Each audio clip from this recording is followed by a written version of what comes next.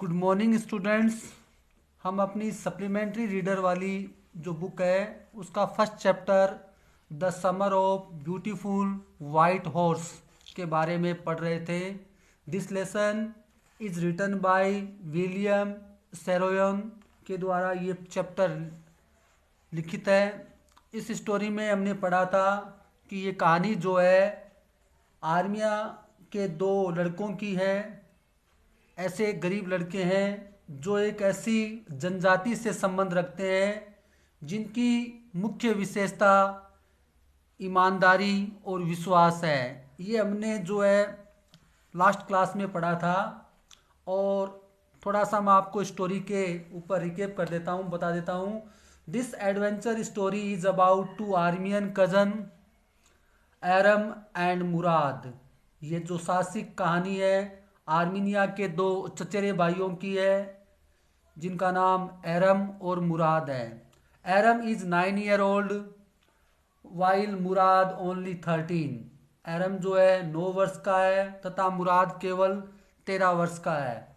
इसके अलावा देखो, their tribe is known for honesty and trust. उनकी जो जनजाति है वो ईमानदारी और विश्वास के लिए जानी जाती है। One morning at 4 o'clock Mourad comes to Aram. Mourad is riding a beautiful white horse. एक सुबह 4 बजे मुराद एरम के पास आता है। मुराद एक सुंदर घोड़े पर सवारी कर रहा था। ठीक है, सवारी कर रहा है। अब वो क्या सोचता है, मुराद क्या सोचता है, देखिए।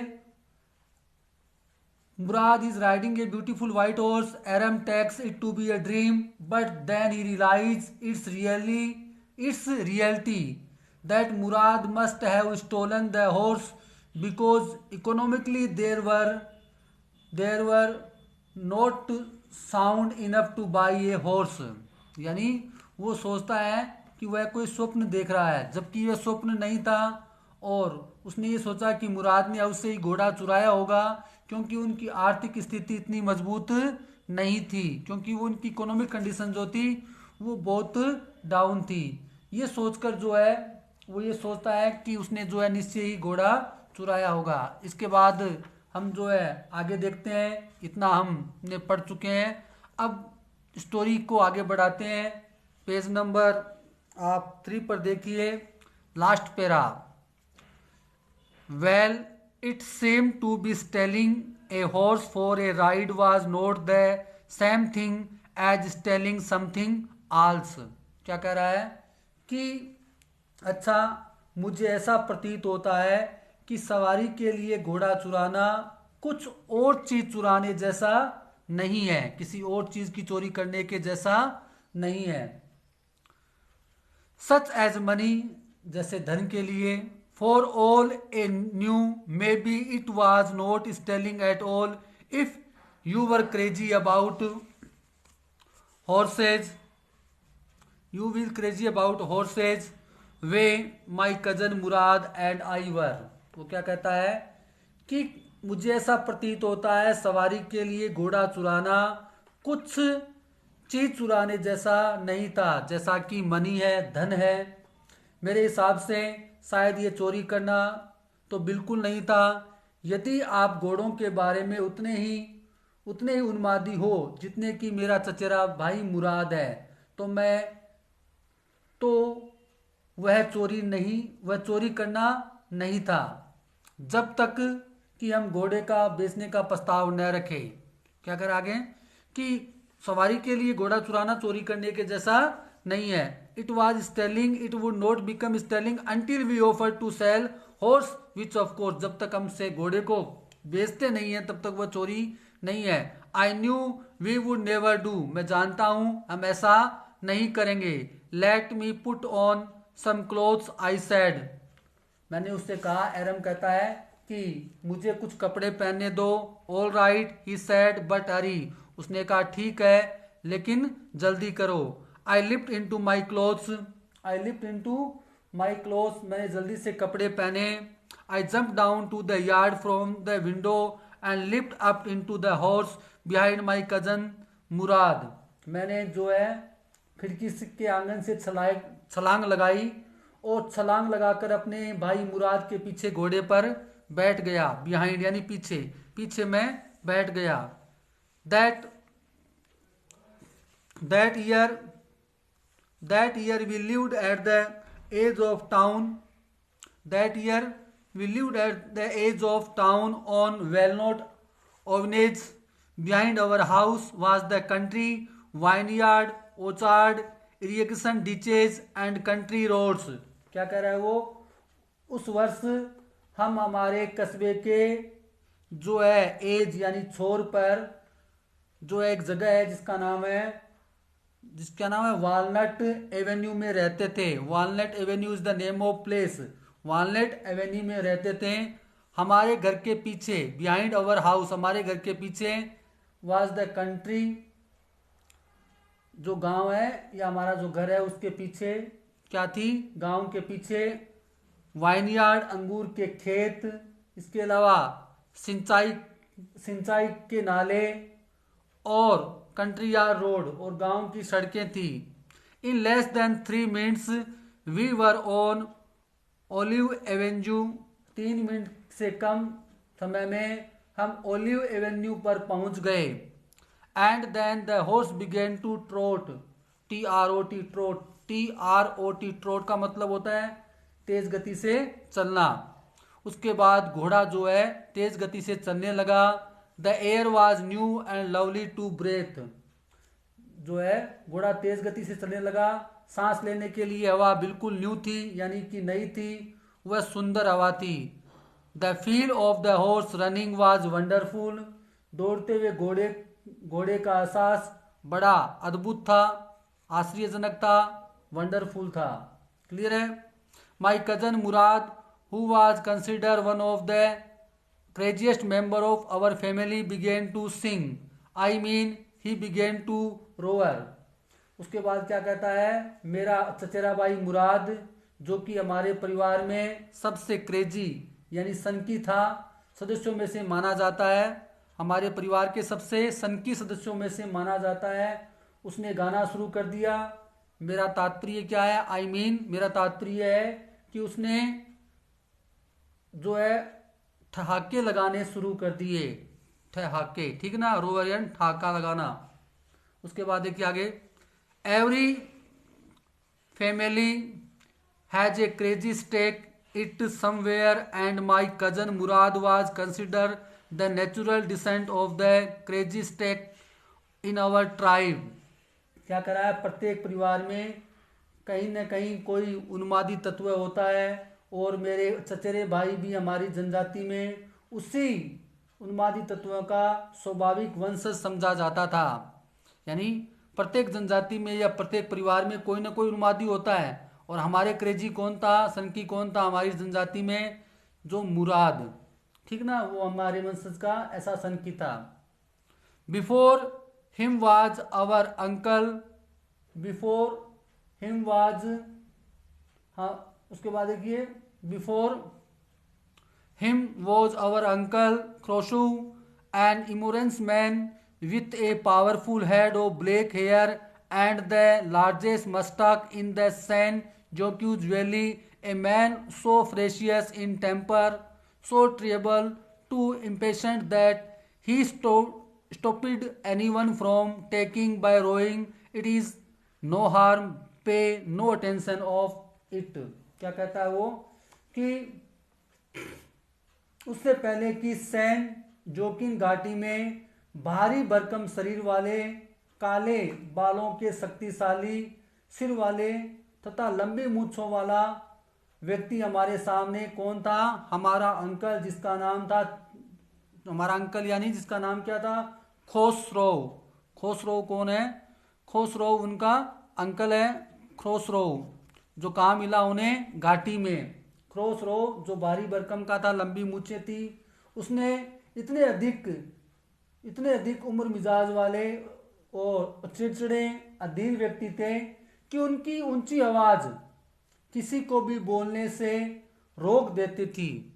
ठीक ना? उनकी ऊंची आवाज किसी को भी बोलने से रोक देती थी। और उनका एक तकिया कलाम था। इसमें कोई हानि नहीं है, इस बात पर ध्यान मत दो।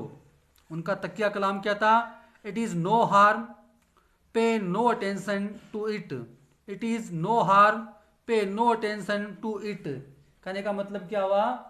उनका तकिया कलाम शब्द है जिसका अर्थ है, उसके अंकल का क्या है कि अंकल कहता है इसमें कोई हानि नहीं है, इस बात पर ध्यान मत दो। इट इज नो हार्म, इसमें कोई हानि नहीं है। पे नो अटेंशन टू इट, इस पर ध्यान मत दो। ये उनका तकिया कलाम था। किनका? उनके चाचा का, जिसका नाम क्या है? उनके चाचा का नाम खोसरो। ठीक है। किस प्रकार के व्यक्ति हैं? Powerful head, black hair, long moustaches, है ना, मजबूत सर है और लंबी मूछें हैं, भारी भरकम शरीर वाले हैं। जिनका तकिया कलाम क्या है? It is no harm, pay no attention to it, यानी इसमें कोई हानि नहीं है, इसमें ध्यान मत दो। That was all, no matter what anybody happened to be talking about. Once it was his own son Eric running at blocks to the barber shop where his father was having his mustache, trying to tell him their house was on fire. अब क्या कहता है? अब कहता है कि वे ऐसा ही कहते हैं, इस बात से कोई फर्क नहीं पड़ता कि कोई व्यक्ति किस बारे में बात कर रहा है। एक बार उनका पुत्र, उनके स्वयं का पुत्र जिसका नाम क्या है? एरक। उनके पुत्र का नाम क्या है? एरक। अंकल के पुत्र का नाम एरक। एरक जो थे 8 भवनों को पार करके दौड़ता हुआ यह बताने के लिए उनके पास गया कि घर में आग लग गई है। नाई की दुकान पर आया, उसके पिताजी अपनी मूछें बनवा रहे थे और खोसराव नाम का वह व्यक्ति क्या करता है? कुर्सी से बैठ गया। खोसराव नाम का वो व्यक्ति कुर्सी से बैठ गया। देखो, that was no matter what anybody happen to be talking about. उनके अंकल क्या कहते थे कि कोई व्यक्ति क्या बात कर रहा है, इसकी कोई जो है टेंशन लेने की जरूरत नहीं है। Once it was his own Arak running eight blocks to the barber shop. एक बार उनका पुत्र, जिसका स्वयं का पुत्र है, जिनका नाम क्या है? एरक। एरक दौड़ता हुआ उनके पास गया। ठीक है। वो कहां पर थे? द बार्बर शॉप, नाई की दुकान पर थे। Where his father was having moustache trying to tell him their house was on fire. उसके पिता अपनी मूछें बना रहे थे और वो उनके पास गया और क्या कहा उसने कि घर में आग लग रही है। This man Khosrove sat up in chair and roared. तो खोसरो नाम का ये व्यक्ति कुर्सी पर बैठ गया। ठीक है। और जोर से चिल्लाते हुए कहा कोई हानि नहीं है, इस बात पर ध्यान मत दो। उसने क्या कहा? It is no harm, pay no attention to it. उसने, बच्चे ने ये कहा कि घर में आग लग गई है, फिर भी खोसरो क्या कहता है? कुर्सी से खड़ा हो गया, ऊंची आवाज में बोलता है it is no harm, pay no attention to it, यानी कि कोई हानि नहीं है। ठीक है। और इस बात पर कोई ध्यान मत दो। But the boy says your house is on fire, so Khosrove roared enough, it's no harm I say. लड़के ने फिर कहा, लड़के ने क्या कहा कि आपका पुत्र कह रहा है कि आपके घर में, नाई ने कहा कि आपका पुत्र कह रहा है कि घर में आग लग गई है। तब खोसरो ने चिल्लाते हुए कहा बहुत हो चुका, मैं कहता हूं कोई हानि नहीं है। My cousin Murad was considered the natural descent of this man, although Murad's father was Jorab, who was a practically and nothing else.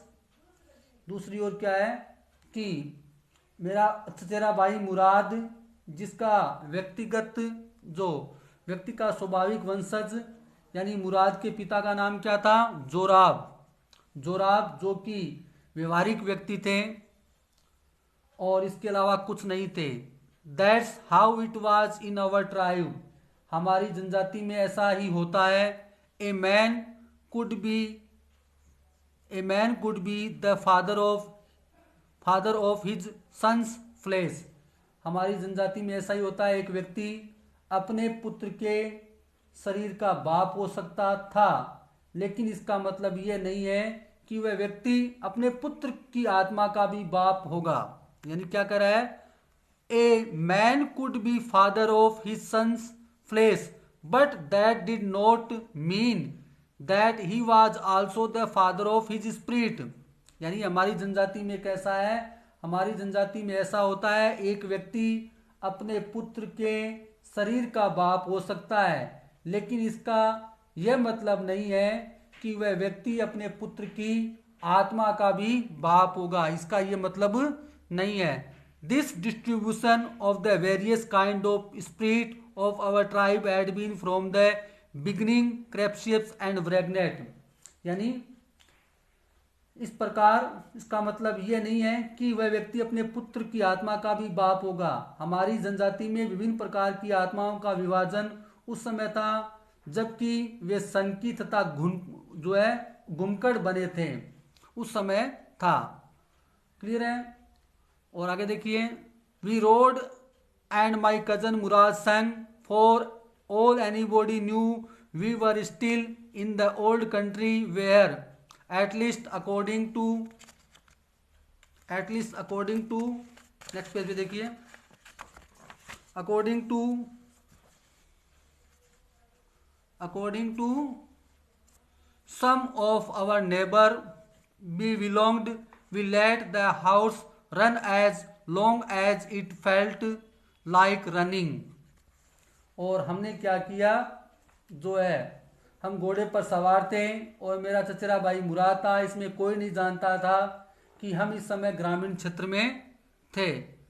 हम ग्रामीण क्षेत्र में थे और जहाँ के हम निवासी हैं. At last my cousin Mourad said get down I want to ride alone. फिर अंत में मेरे चचेरे भाई ने कहा कि मुझे अकेले सवारी करना है. Will you let me ride alone I asked. मैंने उससे पूछा क्या तुम मुझे अकेले सवारी करने दोगे. That it up to the horse my cousin said get down. The horse will let me ride I said. We shall see he said do not forget that I have a way with a horse. उसने कहा कि ये मत भूलो कि मुझे जो है अकेले सवारी करनी है और ये मत भूलो कि घोड़े को चलाना जानता हूँ. ठीक है.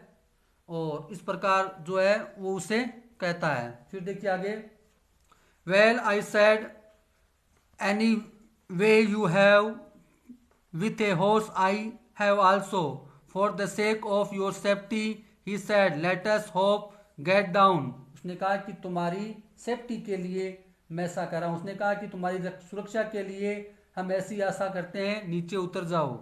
All right I said but remember you have got to let me try ride alone.